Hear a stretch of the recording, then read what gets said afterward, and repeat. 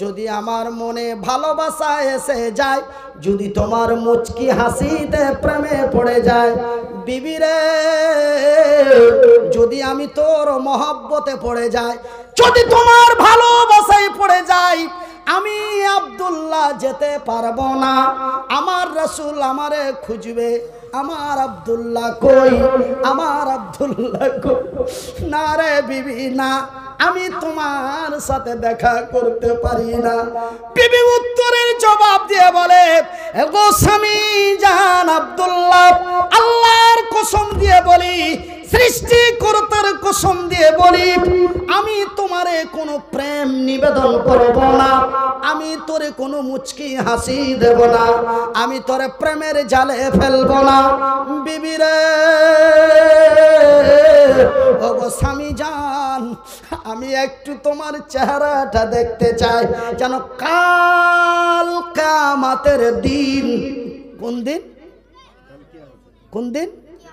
আমার বিবি আমাকে বিদায় দেয় 2 দিনের জন্য। আমাকে যেমন কালকে বিদায় দিয়ে দিবে 16 তারিখের মতো,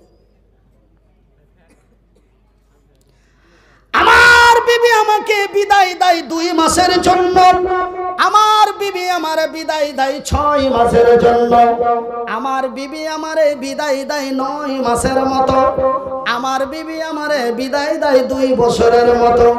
কিন্তু বন্ধুরে, আব্দুল্লাহর বিবি সাহেবা আব্দুল্লাহকে বিদায় দিচ্ছে কাল কিয়ামতের দিন পর্যন্ত। সুবহানাল্লাহ। ওগো স্বামী জান আব্দুল্লাহ, আমি তোমার চেহারাখানা একটু দেখতে চাই, যেন কাল কিয়ামতের দিন হাসরের ময়দানে তোমার সুন্দর চেহারাখানা দেখে আমি চিনতে পারি এটা আমার সোহাগরাতের স্বামী আব্দুল্লাহ। নারে তাকবীর! এ জাগি জাগি জাগি রে মুসলমান, এ জাগি জাগি জাগি রে মুসলমান, চৌদিকে ফিরিয়ে দেখ তুই তৌহিদি ফরমান। এ জাগি জাগ জাগি রে মুসলমান, এ জাগি জাগ জাগি রে মুসলমান, চৌদিকে ফিরিয়ে দেখ তুই তৌহিদি ফরমান। নারে তাকবীর! আমার ভাইরা, আমার বন্ধুরা, দেখুন ওই যে আল্লাহ বলেছেন, ওয়াতুজাহিদুনা ফি সাবিলিল্লাহ, তোমরা জান এবং মাল দিয়ে, মাল এবং জান দিয়ে, আগে বলেছেন মালের কথা, তারপরে বলেছেন জানের কথা। দেখুন বন্ধুরে, তারা কত ছিল লোভী, তারা কত, তাদের ভিতরে কত লোভ ছিল ভাই গো আমার আব্বা জানেরা, তারা ছিল কত বড় প্রেমিক, তারা ছিল বড় লোভী। তারা জান্নাতের লোভে পড়ে, কিসের লোভে পড়ে? জান্নাতের লোভে পড়ে, নবীর ভালোবাসায় মহব্বতে পড়ে একজন বিয়ের রাত্রের সুন্দরী বিবি সাহেবাকে রেখে জীবনের বিদায় নিয়ে চলে গেল। কিসের লোভ রে? তাদের লোভটা ছিল জান্নাতের, ওরা বিজয় হলো, ওদের লোভটি ছিল জান্নাতের। ভাইজান, ওরা জান্নাতের লোভে পড়ে, নবীর ভালোবাসায় পড়ে, ওরা জান্নাতের লোভে পড়ে, নবীর ভালোবাসায় পড়ে। ওরা জাতিকে দিয়েছে ইতিহাস। ওরা জাতিকে কি দিয়েছে? ওরা জাতিকে কি দিয়েছে? ইতিহাস। এরা ধন সম্পদের লোভে পড়ে, এরা ধন সম্পদের লোভে পড়ে, এরা সুন্দরী রমণীর প্রেমে পড়ে, এরা জাতিকে দিয়েছে কলঙ্ক। ওরা বিজয় হলো, এরা প্যাদানি খেলো। জায়গা মতন এসে কি ঠেকলো? ঠেকাঠেকি হয়েছে? ঠিকঠাক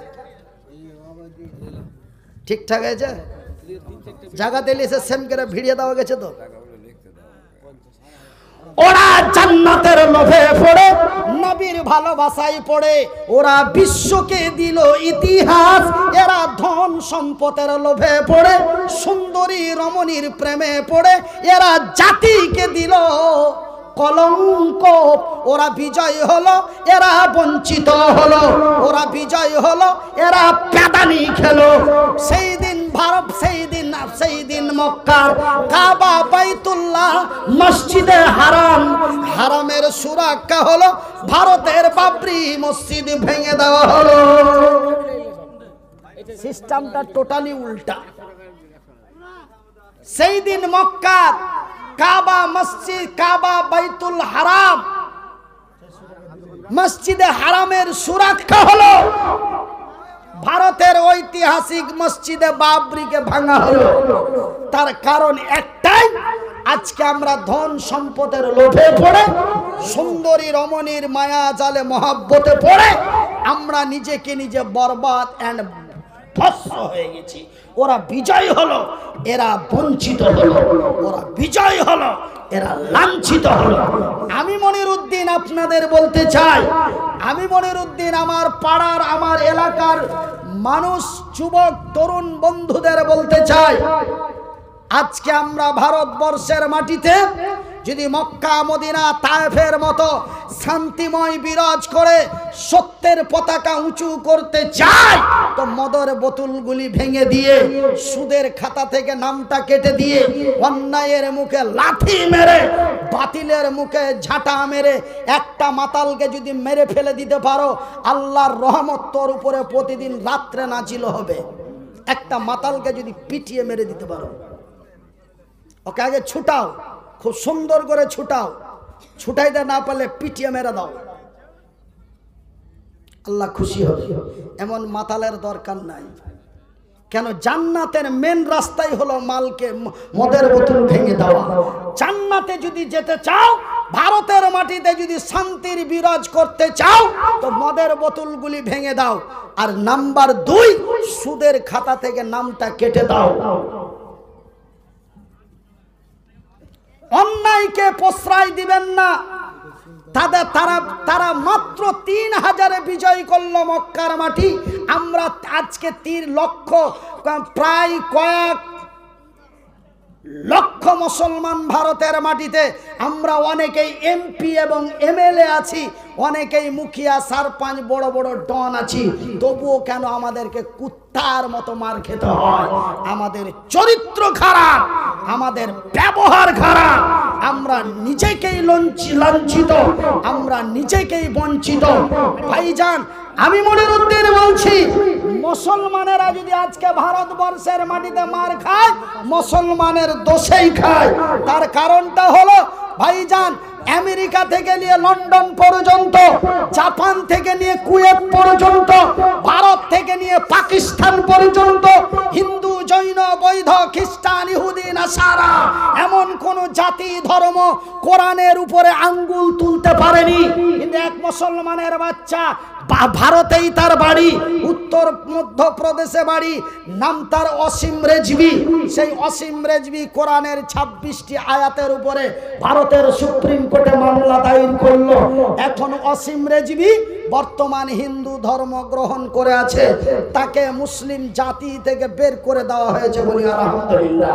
ভাইজান, একটা কুড়োল, আমি একটা মারাত্মক কথা আপনাদের বলেছি, একটা কুড়োল একটা গাছকে কেটেই যাচ্ছে, গাছটা কাঁদছে আর বলছে, তোর জানে কি দয়া হয় না, তোর জানে কি মায়া হয় না, আমার উপরে এত ফল ধরে আছে, আল্লাহর বান্দারা খাবে, তুই কেমন করে আমাকে কেমন করে কেটে দিচ্ছিস, তোর জানে কি বিচার হয় না, আমি এক ফলের গাছ, তুই কেন আমাকে কেমন করে কেটে দিচ্ছিস।